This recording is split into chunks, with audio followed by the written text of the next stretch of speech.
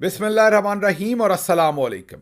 2 सितंबर और पाकिस्तान में पीर की सुबह। आज अभी तक की अहम खबरें और मेरा तजिया।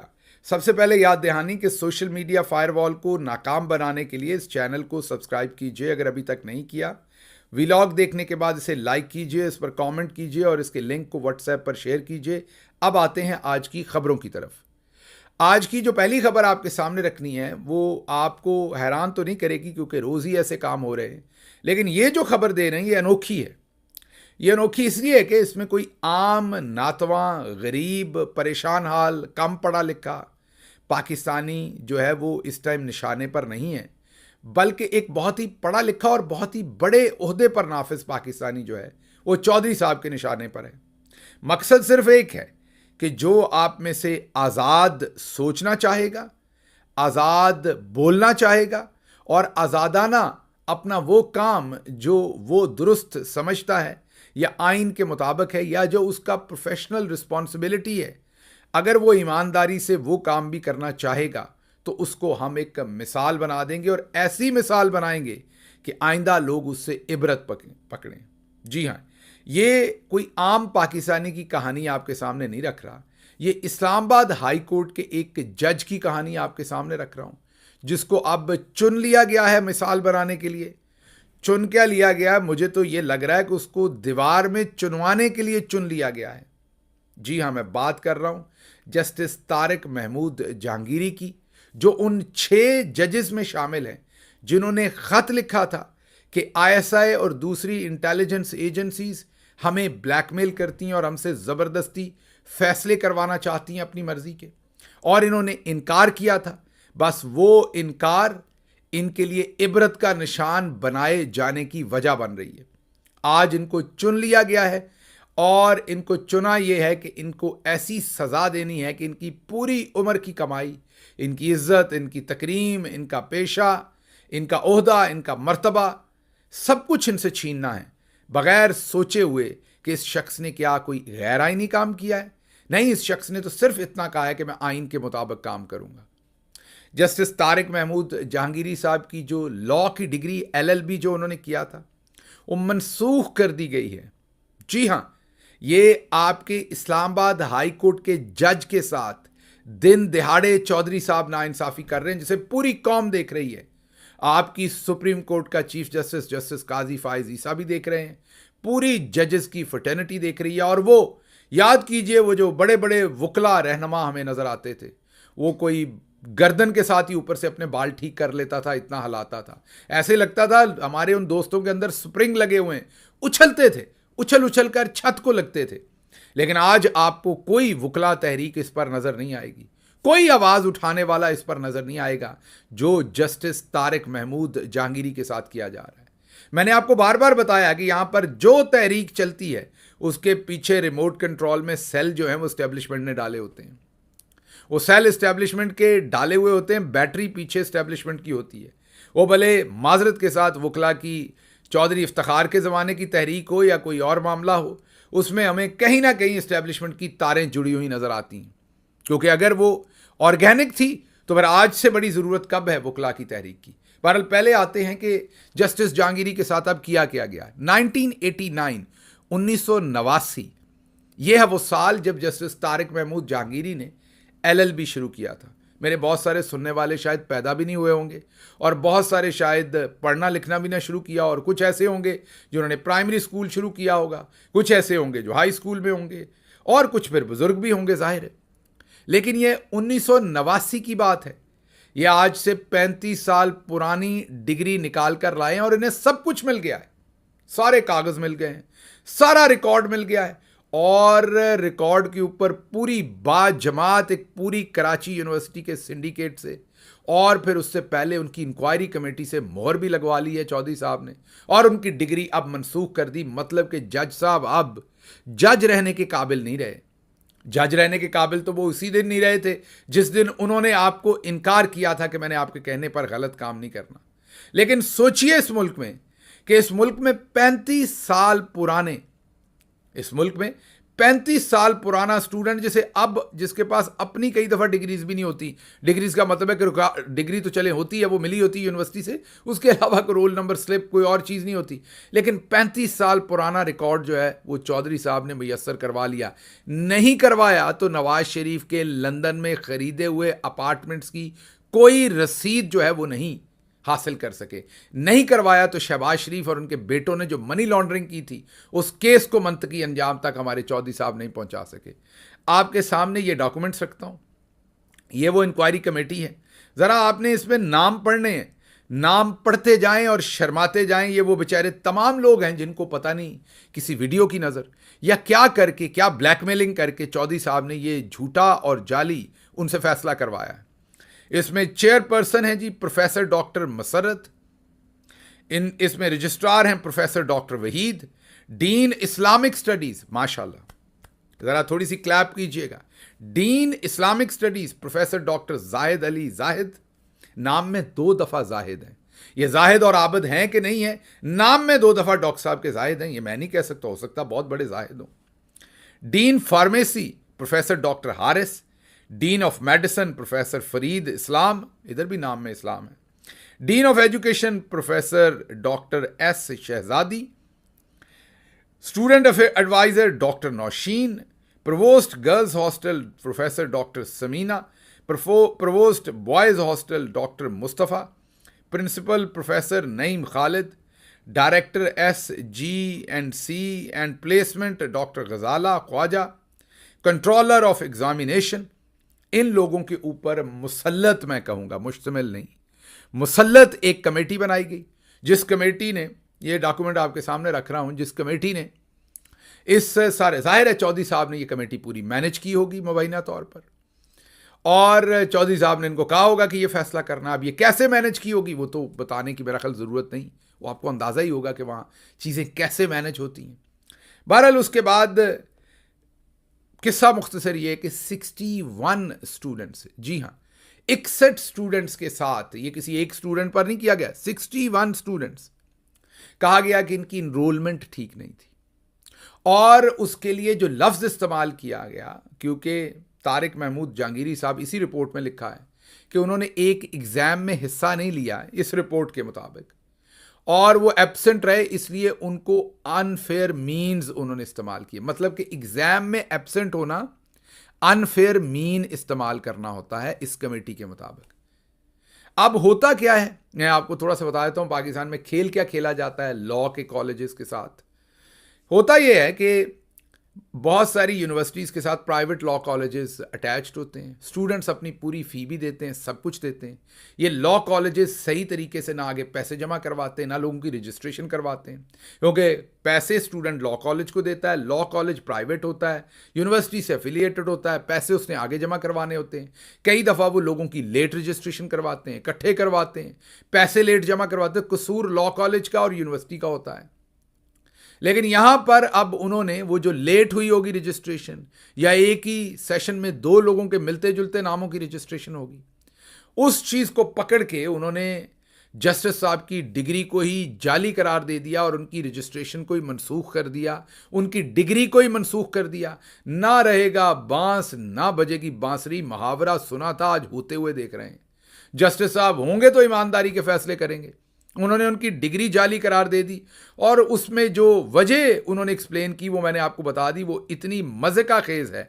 और एक की नहीं, उन्होंने 61 स्टूडेंट की डिग्री जो है वो उड़ा दी इस कमेटी ने। और जाहिर है वो किसी कॉलेज ने हरकत की होगी, लेट या सवेर अगर की भी होगी, लेकिन अगर की भी है तो क्या 35 साल के बाद आपको याद आया?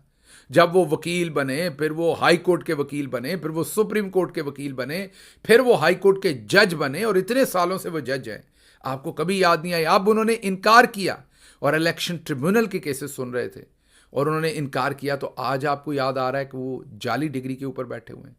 शर्म नाम की कोई चीज़ जो है वो है नहीं हमारे मुल्क में इस वक्त। इसके ऊपर सहाफ़ी मारूफ और सीनियर सहाफ़ी रिपोर्टर जो साकिब बशीर हैं, उन्होंने इंकशाफ किया है कि उनको पैगाम भेजा गया था कि अगर आप हमारी बात मान लें तो सब कुछ साफ कर देंगे, सब कुछ ठीक हो जाएगा कराची यूनिवर्सिटी में, आपके ऊपर बिल्कुल ये इल्ज़ाम तराशी नहीं की जाएगी, आपकी डिग्री दुरुस्त रहेगी। अब जामे कराची ने एलएलबी उम्मीदवार जनाब जस्टिस तारिक महमूद जहांगीरी की 1989 की रजिस्ट्रेशन डिग्री सब कुछ मनसूख कर दिया है, इनरोलमेंट मनसूख कर दिया। और इसका कच्चा चिट्ठा हमें नहीं पता लगना था अगर प्रोफेसर डॉक्टर रियाज जो सिंडिकेट के उनके मेंबर हैं वो खड़े ना होते और उनको बहादराबाद पुलिस का एसएचओ अगवा करके ले गया, और इसलिए कि वो सिंडिकेट की कार्रवाई में शामिल ना हो सके। अगर वो खड़े ना होते दिलेरी के साथ तो आज हमें ये सारी कहानी इस तरह पता नहीं होनी थी। तो एक प्रोफेसर जो है उन्होंने इनकार कर दिया जुल्म के सामने झुकने से, चौधरी साहब की बात मानने से, और तगड़े तरीके से खड़े हुए, जिसकी वजह से आज आप पर और मुझ पर आश्कार है कि जस्टिस जहांगीरी के साथ किया क्या जा रहा है। लेकिन यहां सवाल आपने अपने आप से भी पूछना है, अपने गिरदोनवा से भी पूछना है कि वो मीडिया के बड़े बड़े जो हमें बड़े सच बोलने वाले लोग नजर आते हैं, कितने लोग हैं जो आज जस्टिस तारिक महमूद जहांगीरी के लिए बोल रहे हैं। आपकी बड़ी बड़ी बार्स, लॉयर्स की तंजीमें, लॉयर्स की मूवमेंट, कौन है जो बोल रहा है जस्टिस तारिक महमूद जहांगीरी के लिए? इवन जो साथी जजेस हैं वो कितने बोल रहे हैं? तो ये सब कुछ हो रहा है, चौधरी साहब कर रहे हैं, निशाने इबरत बना रहे हैं जस्टिस तारिक महमूद जहांगीरी को। 35 साल बाद उनका रिकॉर्ड जो है उसको फाइल ही उठा ली होगी, रिकॉर्ड ही उठा के उसे जाली करार दे दिया होगा। तो शुक्र ये करें कि कहीं नादरा ने सर्टिफिकेट जारी नहीं कर दिया कि जस्टिस तारिक महमूद जहांगीरी तो कभी पैदा ही नहीं हुए, पाकिस्तान में नहीं, वो दुनिया में पैदा ही नहीं हुए, उनको तो जज ऐसे ही बना दिया, ये तो कोई जिन फिर रहा है जो उनकी जगह पर जज है। मतलब कुछ भी कहा जा सकता है, उनकी तो पाकिस्तानियत के ऊपर भी सवाल उठाया जा सकता है। इस मुल्क के अंदर आपने कैसे कैसे मजे का खेज काम देखे।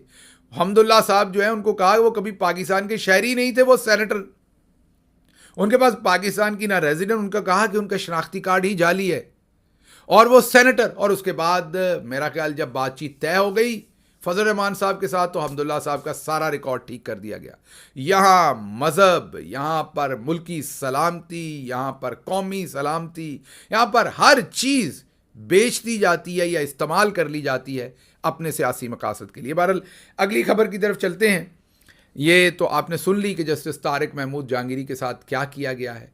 कराची यूनिवर्सिटी में प्रोफेसर डॉक्टर रियाज को अगवा करके सिंडिकेट में उन्हें शामिल नहीं होने दिया गया। पहले मैंने ये डॉक्यूमेंट रखा है जिसमें उनके खिलाफ फैसला लिया गया इंक्वायरी कमेटी बना के, और इंक्वायरी कमेटी में कौन कौन से शहजादे हैं जिनको तौफीक नहीं हुई कि वो सच के साथ खड़े हो सकें, और उसके बाद सिंडिकेट से भी मर्जी का फैसला ले लिया गया है।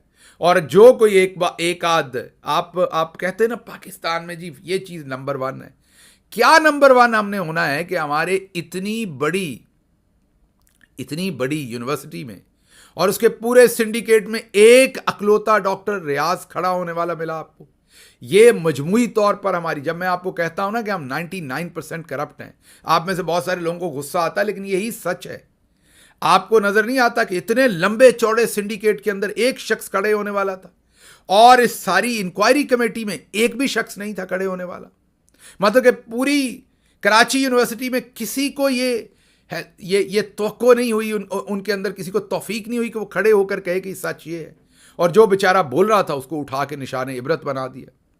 बहरहाल उनकी बीवी ने अब एप्लीकेशन दी है अदालत में, पुलिस को, उनके अगवा की एसएचओ बहादराबाद के खिलाफ। देखते हैं, सारे मामले को टेलगेट करेंगे इंशाल्लाह, इसका पीछा करेंगे और आपके सामने अपडेट करते रहेंगे कि इस खबर में क्या हुआ। लेकिन ये ज़रूर है कि उनको मिसाल बनाया गया। अगली खबर क्विकली रखते हैं कि जी वज़ीर दिफा जो हैं उनसे जब सवाल पूछा एक इंटरव्यू में, सवाल उनसे अमीर अब्बास साहब ने पूछा कि ये जनरल फैज़ हमीद साहब पर क्या क्या इल्ज़ामात हैं, उनका कोर्ट मार्शल कब तक हो जाएगा, और उन्होंने कहा जी मुझे नहीं पता। और किस किस को उठाया गया, उन्होंने कहा जी मुझे नहीं पता। फिर उसके अलावा उन्हें कर्नल साहब का जो अगवा हुआ वो कैसे छूटे, क्या हुआ, उन्होंने कहा जी मुझे नहीं पता। उनके डिपार्टमेंट से रिलेटेड उनसे हर सवाल पूछा गया, उन्होंने कहा मुझे नहीं पता। लेकिन इमरान खान के तोशाखाना केस के बारे में उन्हें सब पता, इमरान खान कब रिहा होंगे या नहीं होंगे उन्हें सब पता, इमरान खान पे 9 मई के वाक़यात में क्या किया जाएगा उन्हें सब पता। मतलब जो पता होना चाहिए वो नहीं पता, और जो उनका लेना देना नहीं है वो उन्हें सब पता है। अच्छा जी, अगली खबर, हसन निसार साहब ने एक तज्जिया किया है कि ग्रेड 21 के ऑफिसर ने सेनेट की कायमा कमेटी को ये कहा है कि जो IPPs के साथ महंगे मुआहदे हुए हैं वो मैं आपको नहीं दिखा सकता, वो स्टेट सीक्रेट है। और कीजिए कि आपके मुल्क में IPPs के साथ जो मुआहदे हुए हैं वो नहीं दिखाए जा सकते क्योंकि वो स्टेट सीक्रेट हैं। आपके बिजली के मुआहदे स्टेट सीक्रेट हैं। स्टेट सीक्रेट यही है ना कि किसको कितना माल दिया है ये नहीं बताना चाहते आप, और कोई स्टेट सीक्रेट की बात नहीं। किसको कितना माल दिया है ये आप बता के राजी नहीं है, और बात कोई नहीं। तो वो एक ग्रेड 21 के मुलाजम ने इनकार कर दिया है सेनेट की कायमा कमेटी को कि आपको मैं नहीं दिखा सकता ये। अगली खबर आपके सामने रखेंगे जी कि कच्चे के डाकुओं ने अपना यूट्यूब चैनल बनाया है। उसमें जो एक डाकू साहब, उनका लास्ट नेम लुंड है, वो जो लुंड साहब हैं वो ये कहते हैं कि उन्होंने अब इतना सच बोलना शुरू कर दिया है कि मुझे लगता है कहीं मार ना दिया जाए। वो डाकू होने की वजह से नहीं मारा जाएगा, अब अपने यूट्यूब चैनल पे जो वो सच बोल रहा है उसकी वजह से। उसने सच ये बोला है कि ऊपर से लेके नीचे तक, चौधरी साहब से लेके सब जो हैं वो तमाम लोग जो हैं वो करप्शन को पसंद करते हैं। उसने ये भी बताया कि एक इमरान खान था जो सच के लिए बोलता था, ये सारे तो हमारी तरह के डाकू हैं बाकी सारे। अब इतना खुला सच एक डाकू बोलेगा तो उसको तो ये नहीं छोड़ेंगे। वाल देखते हैं उस गरीब के साथ क्या करते हैं ये। अच्छा जी, अगली खबर जो है वो ये है कि तमाम सरकारी मुलाजमीन को अब अपनी दौलत के गोशवारे जमा करवाने को कहा गया है। बल्ले भाई बल्ले, अगर आप उनसे ले लें तो हमारा नाम बदल दीजिएगा। सरकारी मुलाजम और आप मतलब अफसरान स्पेशली, वो आपको अपने गोशवारे दे दें, ये हो ही नहीं सकता। क्योंकि ना इस मुल्क में ब्यूरोक्रेट देगा, ना इस मुल्क में जनरल्स देंगे, और ना इस मुल्क में जजेस देंगे, ना ही बिजनेसमैन टैक्स के नीचे आना चाहेगा। क्योंकि हर कोई ये कहेगा तुम्हें पता नहीं मेरा बाप कौन है। तो ये आएगा तो आम पाकिस्तानी, मिडिल क्लास पाकिस्तानी, छोटी नौकरी करने वाला, छोटा कारोबार करने वाला, या बेचारा आम सियासतदान छोटा जो है वो। सो बाकी कोई आपको ना गोशवारे देगा ना आपके काबू में चढ़ेगा। अच्छा जी, हिंदुस्तान से खतरनाक खबर है। वहाँ पर पुलिस की भर्ती में लोगों को इतना भगाया गया कि 11 लोगों की अमवात हो गई। बहुत ही अफसोसनाक और ख़तरनाक खबर है, मैं यही कह सकता हूँ इसके बारे में। अगली खबर यह है कि साद रसूल साहब ने एक तज्जिया किया है कि ये जो लोग इमरान खान पर इतना तज्जिया कर रहे हैं, इनको इतनी अकल नहीं है कि ऑक्सफोर्ड यूनिवर्सिटी इमरान खान को पिछले 50 साल से जानती। इनके कहने से उन्हें पता चलना है कि इमरान खान जो हैं वो मतलब तालिबान के दोस्त हैं या नहीं हैं, या वो सलमान रुश्दी के साथ स्टेज शेयर करते हैं कि नहीं। उनको पहले से पता है इनको इसमें हजीमत होनी है और कुछ नहीं हो सकता। अच्छा जी, अगली खबर जो आपके सामने रखेंगे वो ये है कि इस वक्त जो नजम सेठी साहब हैं उन्होंने एक तबसरा दिया है। उन्होंने कहा कि मौलाना फजल रहमान साहब 2 चीज़ें चाहते हैं। सेनेट की 2 सीटें चाहते हैं नून लीग से, और केपी सूबे में गवर्नरशिप चाहते हैं।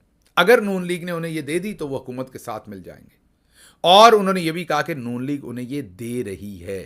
ये नजम सेठी साहब की खबर है मेरी, लेकिन मेरा अमूमी तौर पर तज्जिया हमेशा से यही है कि फजल रहमान साहब को जब जैसे जहां बेहतर डील मिली और जब इस्टेब्लिशमेंट का इशारा उन्हें आया, वो कल्टी मार के निकल जाएंगे और पाकिस्तान तहरीक इंसाफ को इस्तेमाल कर जाएंगे उनसे जो अपनी इंटरेक्शन है। इसलिए तहरीक इंसाफ को दूर रहना चाहिए, उनके साथ इंटरेक्शन करते हुए 10 दफ़ा सोचना चाहिए। जितना तहरीक इंसाफ उनसे इंटरेक्शन करने का सोचेगी, उतना ही वो तहरीक इंसाफ को एवेंचुअली इस्तेमाल करके आगे निकल जाएंगे। बहरहाल इसके साथ ही आज और बहुत सारी खबरें हैं जो इधर हम शामिल नहीं कर सके क्योंकि जहांगीरी साहब की खबर लंबी हो गई थी। इसके साथ ही मुझे यहाँ से इजाज़त दीजिए। उन खबरों के लिए पंजाबी व्लॉग देखिए। मुझे दीजिए इजाज़त। अल्लाह आपका हामी और नासिर हो। पाकिस्तान जिंदाबाद।